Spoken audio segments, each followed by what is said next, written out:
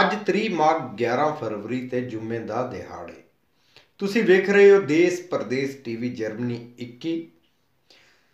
German ਦੇ ਨਾਲ ਪੂਰੇ ਯੂਰਪ ਵਿੱਚ ਇੱਕ ਵਾਰੀ ਫਿਰ ਤੋਂ ਕਰੋਨਾ ਦੀ ਲਹਿਰ ਓਮਿਕਰੋਨ ਨੇ ਹਨੇਰ ਪਾ ਦਿੱਤਾ। ਜਰਮਨ ਵਿੱਚ ਸਰਕਾਰ ਨੇ ਕਰੋਨਾ ਦੀ ਤੀਜੀ ਵੈਕਸੀਨ ਲਾਉਣ ਦਾ ਕਾਨੂੰਨ ਬਣਾ ਦਿੱਤਾ, ਜਿਹੜਾ ਕਿ ਅਕਤੂਬਰ ਤੋਂ ਲਾਗੂ ਹੋਵੇਗਾ। ਸਿਹਤ ਦੇ ਪ੍ਰਧਾਨ ਇਦਾਰੇ ਰਾਬਰਟ ਕੋਖ ਇੰਸਟੀਚਿਊਟ ਨੇ 2,34,250 ਬੰਦਿਆਂ ਦੀ ਨਿਸ਼ਾਨਦੇਹੀ ਕੀਤੀ, ਜਿਹਦੇ ਵਿੱਚ ਪਿਛਲੇ ਹਫ਼ਤੇ ਤੋਂ ਲੈ ਕੇ ਅੱਜ ਤੱਕ 25,752 ਬੰਦਿਆਂ ਦਾ ਵਾਧਾ ਹੋਇਆ ਤੇ ਰੋਜ਼ਾਨਾ ਮਰਨ ਵਾਲੇ ਬੰਦਿਆਂ ਦੀ ਗਿਣਤੀ 272 ਹੋ ਗਈ ਹੈ।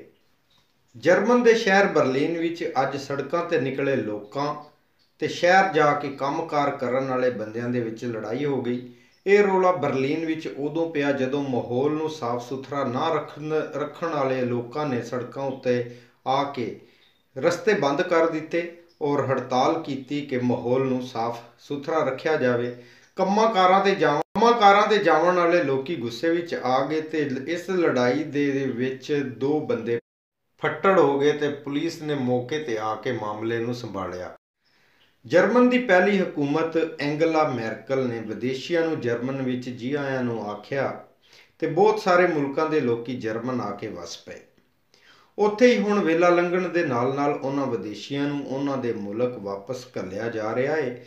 ਜਰਮਨ ਦੀਆਂ ਸਹੂਲਤਾਂ ਵੇਖਦਿਆਂ ਹੋਇਆਂ ਲੋਕੀ ਜਰਮਨ ਨੂੰ ਛੱਡਣ ਤੇ ਤਿਆਰ ਨਹੀਂ ਹੈ, ਜਿਸ ਕਰਕੇ ਉਹਨਾਂ ਨੂੰ ਧੱਕੇ ਨਾਲ ਉਹਨਾਂ ਦੇ ਮੁਲਕ ਟੋਰਿਆ ਜਾ ਰਿਹਾ ਹੈ।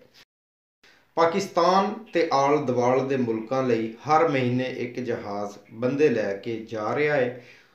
ਜਰਮਨ ਪੁਲਿਸ ਬੰਦੇ ਡਿਪੋਰਟ ਕਰਨ ਲਈ ਘਰਾਂ ਵਿੱਚ ਛਾਪੇ ਮਾਰ ਰਹੀ ਹੈ ਤੇ ਪਰਸੋਂ 50 ਬੰਦਿਆਂ ਨੂੰ ਡਿਪੋਰਟ ਕੀਤਾ ਗਿਆ ਹੈ।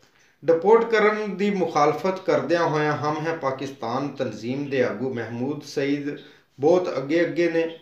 ਜੇਲ੍ਹ ਵਿੱਚ ਡੱਕੇ ਬੰਦਿਆਂ ਨੂੰ ਆਜ਼ਾਦੀ ਦਿਵਾਉਣ ਲਈ ਜਰਮਨ ਵਿੱਚ ਹੜਤਾਲਾਂ ਵੀ ਕਰ ਰਹੇ ਨੇ ਤਾਂ ਕਿ ਲੋਕਾਂ ਨੂੰ ਇੱਥੇ ਰਹਿਣ ਦੇ ਹੱਕ ਦਿੱਤੇ ਜਾਵਣ।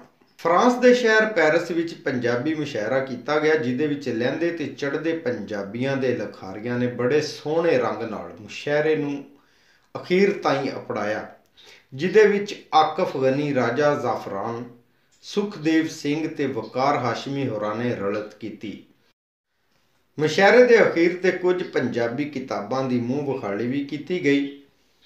ਆਸਟ੍ਰੇਲੀਆ ਦੇ ਮੈਲਬੌਰਨ ਸ਼ਹਿਰ ਵਿੱਚ ਪੰਜਾਬੀ ਕਲਚਰ ਨੂੰ ਮੁੱਖ ਰੱਖ ਕੇ ਇੱਕ ਨੁਮਾਇਸ਼ ਲਾਈ ਗਈ, ਜਿਹਦੇ ਵਿੱਚ ਪੰਜਾਬੀ ਲੋਕਾਂ ਤੋਂ ਹਟ ਕੇ ਬਹੁਤ ਸਾਰੇ ਅੰਗਰੇਜ਼ ਲੋਕਾਂ ਨੇ ਵੀ ਇਸ ਨੁਮਾਇਸ਼ ਦਾ ਸਵਾਦ ਮਾਣਿਆ।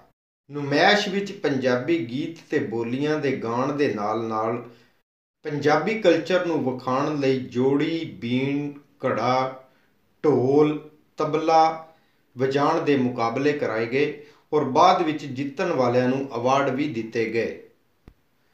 ਖਬਰਾਂ ਪੰਜਾਬ ਦੀ ਯੂਨੀਅਨ ਦੇ ਬਣਾਏ ਗਏ ਪੰਜਾਬ ਹਾਊਸ ਲਾਹੌਰ ਵਿੱਚ ਅੱਗ ਲੱਗ ਗਈ, ਜਿਹਦੇ ਨਾਲ ਕੋਈ ਜਾਨੀ ਨੁਕਸਾਨ ਤੇ ਨਹੀਂ ਹੋਇਆ, ਪਰ ਬਹੁਤ ਜਿਹਾ ਮਾਲੀ ਤੇ ਅਦਬੀ ਨੁਕਸਾਨ ਹੋਇਆ। ਪੰਜਾਬੀ ਯੂਨੀਅਨ ਦੇ ਸਦਰ ਮੁਦੱਸਰ ਇਕਬਾਲ ਬੱਟ ਹੋਰਾਂ ਨੇ ਇਸ ਮਾਮਲੇ ਦੀ ਖੋਜ ਵਿੱਚ ਨੇ ਕਿ ਅੱਗ ਲੱਗਣ ਦੀ ਕੀ ਵਜ੍ਹਾ ਬਣੀ। ਪ੍ਰਚਾਰ ਤੇ ਗੱਲ ਕੀਤੀ ਜਾਵੇ ਤੇ 21 ਫਰਵਰੀ ਨੂੰ ਪੰਜਾਬੀ ਮਾਂ ਬੋਲੀ ਦਾ ਦਿਹਾੜ ਮਨਾਇਆ ਜਾਂਦਾ ਹੈ, ਜਿਹਦੇ ਵਿੱਚ ਲਹਿੰਦੇ ਚੜ੍ਹਦੇ ਪੰਜਾਬੀਆਂ ਦਾ ਪੰਜਾਬੀ ਹਕੂਮਤ ਅੱਗੇ ਆਪਣੀ ਅਰਜ਼ੋਈ ਕਰਦੇ ਨੇ ਕਿ ਮਾਂ ਬੋਲੀ ਪੰਜਾਬੀ ਨੂੰ ਸਕੂਲਾਂ ਵਿੱਚ ਪੜ੍ਹਾਇਆ ਜਾਵੇ। ਇਹਦੇ ਨਾਲ ਹੀ ਪੰਜਾਬੀ ਨੂੰ ਸਰਕਾਰੀ ਮਾਨਤਾ ਦਿੱਤੀ ਜਾਵੇ।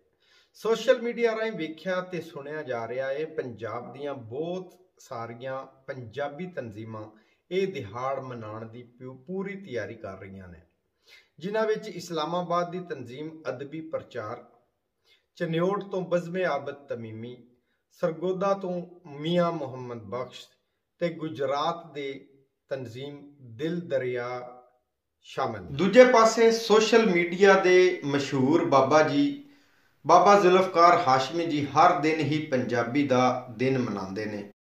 ਬਾਬਾ ਜੀ ਨੇ ਆਪਣੀ ਇੱਕ ਸਾਂਝੀ ਬੈਠਕ ਬਣਾਈ ਹੈ, ਜਿਹਦੇ ਵਿੱਚ ਪੂਰੀ ਦੁਨੀਆ ਦੇ ਪੰਜਾਬੀ ਉਹਨਾਂ ਨਾਲ ਰਲਤ ਕਰਦੇ ਨੇ। ਬਾਬਾ ਜੀ ਦੀ ਸਾਂਝੀ ਬੈਠਕ ਵਿੱਚ ਪੰਜਾਬੀ ਕਲਾਮ, ਪੰਜਾਬੀ ਗੀਤ ਤੇ ਹੋਰ ਬਹੁਤ ਸਾਰੀਆਂ ਨਵੇਕਲੀਆਂ ਗੱਲਾਂ ਸਿੱਖਣ ਨੂੰ ਮਿਲਦੀਆਂ ਨੇ। ਸਾਂਝੀ ਬੈਠਕ ਵਿੱਚ ਬਾਬਾ ਜੀ ਪੰਜਾਬੀ ਕਲਚਰ ਦੇ ਨਾਲ ਲਹਿੰਦੇ ਤੇ ਚੜ੍ਹਦੇ ਪੰਜਾਬ ਵਿੱਚ ਪਿਆਰ ਮੁਹੱਬਤ ਵਧਾਉਣ ਦਾ ਪ੍ਰਚਾਰ ਵੀ ਕਰਦੇ ਨੇ। ਬਾਬਾ ਜੀ ਨਾਲ ਗੱਲਬਾਤ ਤੋਂ ਬਾਅਦ ਉਹਨਾਂ ਨੇ ਦੱਸਿਆ ਕਿ ਪੰਜਾਬੀ ਦੁਨੀਆ ਦੀ ਇੱਕ 9ਵੀਂ ਵੱਡੀ ਬੋਲੀ ਜਾਣਨ ਵਾਲੀ ਬੋਲੀ ਹੈ। ਸਾਂਝੀ ਬੈਠਕ ਵਿੱਚ ਸਾਰੀ ਦੁਨੀਆ ਦੇ ਪੰਜਾਬੀ ਆਪਣੀ ਸਾਂਝ ਪਾ ਕੇ ਬਾਬਾ ਜੀ ਨਾਲ ਆਪਣੀ ਮੁਹੱਬਤ ਦਾ ਇਜ਼ਹਾਰ ਕਰਦੇ ਨੇ। ਬਜ਼ਮੇ ਆਬਦ ਤਮੀਮੀ ਚਨਿਓਟ ਪਾਕਿਸਤਾਨ ਉਸਤਾਦ ਨਸੀਰ ਬਲੋਚ ਹੋਰਾਂ ਦੀ ਯਾਦ ਵਿੱਚ ਇੱਕ ਬਿਆਦੇ ਨਸੀਰ ਬਲੋਚ ਮੁਸ਼ਾਇਰਾ ਕਰਵਾਉਣ ਦਾ ਪ੍ਰਬੰਧ ਕਰ ਰਹੇ ਨੇ। ਇਹ ਮੁਸ਼ਾਇਰਾ 13 ਫਰਵਰੀ ਇਤਵਾਰ ਵਾਲੇ ਦਿਨ ਇਵਾਨੇ ਆਬਦ ਚਨਿਓਟ ਦੇ ਵਿੱਚ ਕੀਤਾ ਜਾਵੇਗਾ, ਜਿਹਦੇ ਵਿੱਚ ਪੰਜਾਬ ਦੇ ਉੱਚ ਪੱਧਰ ਲਿਖਾਰੀ ਤੇ ਪੰਜਾਬੀਆਂ ਨੂੰ ਰਲਤ ਦਾ ਸੱਦਾ ਦਿੱਤਾ ਗਿਆ। ਇਮਰਾਨ ਖਾਨ ਨੇ ਹਕੂਮਤ ਵਿੱਚ ਆਉਣ ਤੋਂ ਪਹਿਲਾਂ ਕਿਸਾਨਾਂ ਨੂੰ ਬਹੁਤ ਸਾਰੇ ਸੁਪਨੇ ਵਿਖਾਏ। ਕਿਸਾਨਾਂ ਨੇ ਹਰ ਜ਼ਿਲ੍ਹੇ ਵਿੱਚ ਖਾਦ ਨਾ ਮਿਲਣ ਦੇ ਉੱਤੇ ਰੌਲਾ ਪਾ ਦਿੱਤਾ। ਮੁਲਕ ਵਿੱਚ ਖਾਦ ਮਾਫੀਆ ਨੇ ਇਕਮੁੱਠ ਹੋ ਕੇ ਖਾਦ ਨੂੰ ਲੋਕਾਂ ਨੂੰ ਨਾ ਦੇਣ ਦਾ ਫੈਸਲਾ ਕਰਕੇ ਆਪਣੇ ਸਟੋਰਾਂ ਵਿੱਚ ਲੁਕਾ ਲਿਆ। ਸੋਨਾ ਯੂਰੀਆ ਖਾਦ ਦੇ ਇੱਕ ਗੱਟੂ ਦੀ ਕੀਮਤ 1700 ਤੋਂ ਲੈ ਕੇ 2300 ਤੱਕ ਕਰ ਦਿੱਤੀ ਗਈ, ਜਿਸ ਵਜ੍ਹਾ ਤੋਂ ਕਿਸਾਨ ਸੜਕਾਂ ਤੇ ਨਿਕਲ ਆਏ। ਕਿਸਾਨ ਬੋਰਡ ਫੈਸਲਾਬਾਦ ਦੇ ਕਿਸਾਨਾਂ ਨੇ ਡਿਪਟੀ ਕਮਿਸ਼ਨਰ ਦੇ ਦਫ਼ਤਰ ਅੱਗੇ ਧਰਨਾ ਦਿੱਤਾ ਕਿ ਇਸ ਖਾਦ ਮਾਫੀਆ ਦੇ ਖਿਲਾਫ ਕਾਰਵਾਈ ਕੀਤੀ ਜਾਵੇ। ਕਿਸਾਨਾਂ ਦਾ ਇਹ ਵੀ ਕਹਿਣਾ ਸੀ ਕਿ ਹਕੂਮਤ ਨੇ ਬਿਜਲੀ ਦੇ ਬਿੱਲਾਂ ਦੇ ਉੱਤੇ FPA ਟੈਕਸ ਲਾ ਕੇ ਕਿਸਾਨਾਂ ਨੂੰ ਹੋਰ ਦੁਖੀ ਕਰ ਦਿੱਤਾ ਹੈ। ਚੜ੍ਹਦੇ ਪੰਜਾਬ ਵਿੱਚ ਚੁਣੌਤੀ ਹੋਣ ਤੋਂ ਪਹਿਲਾਂ ਹੀ ਮੁਕਾਬਲੇ ਸ਼ੁਰੂ ਹੋ ਗਏ। ਜਲੰਧਰ ਵਿੱਚ ਫਤਿਹ ਰੈਲੀ ਕਰਾਉਣ ਦਾ ਪ੍ਰੋਗਰਾਮ ਬਣਾਇਆ ਗਿਆ, ਜਿਹਦੇ ਵਿੱਚ ਰਾਹੁਲ ਗਾਂਧੀ ਆਪਣੀ ਪਾਰਟੀ ਨੂੰ ਮਿਲਣ ਆ ਰਹੇ ਨੇ। ਦੂਜੇ ਪਾਸੇ ਅੰਮ੍ਰਿਤਸਰ ਵਿੱਚ ਸੁਖਵੀਰ ਬਾਦਲ ਹੋਰਾਂ ਨੇ ਨਵਜੋਤ ਸਿੰਘ ਸਿੱਧੂ ਹੋਰਾਂ ਦੇ ਮੁਕਾਬਲੇ ਦੇ ਆਉਣ ਦਾ ਐਲਾਨ ਕਰ ਦਿੱਤਾ।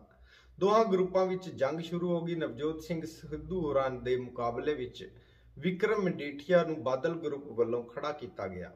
ਸੁਖਵੀਰ ਬਾਦਲ ਹੋਰਾਂ ਦਾ ਇਹ ਕਹਿਣਾ ਸੀ ਕਿ ਇਹ ਇਲੈਕਸ਼ਨ ਨਵਜੋਤ ਸਿੰਘ ਸਿੱਧੂ ਹੋਰਾਂ ਦਾ ਆਖਰੀ ਇਲੈਕਸ਼ਨ ਹੋਵੇਗਾ। ਇਹਦੇ ਨਾਲ ਹੀ ਨਵਜੋਤ ਸਿੰਘ ਸਿੱਧੂ ਹੋਰਾਂ ਦੀ ਜ਼ਮਾਨਤ ਜ਼ਬਤ ਕਰਵਾਉਣ ਤੇ ਉਹਨਾਂ ਨੇ ਜ਼ੋਰ ਦਿੱਤਾ। ਚੀਨ ਦੇ ਵਿੱਚ ਹੋਣ ਵਾਲੀਆਂ ਖੇਡਾਂ ਦੇ ਵਿੱਚ ਜਰਮਨ ਖਿਡਾਰੀ ਆਪਣੀ ਸਿਰ ਧੜ ਦੀ ਬਾਜ਼ੀ ਲਾ ਰਹੇ ਨੇ। ਇਸ ਬਾਜ਼ੀ ਦੇ ਵਿੱਚ ਜਰਮਨ ਖਿਡਾਰੀਆਂ ਨੇ ਹੁਣ ਤੱਕ 9 ਸੋਨੇ ਦੇ ਤਮਗੇ ਜਿੱਤ ਲਏ ਨੇ।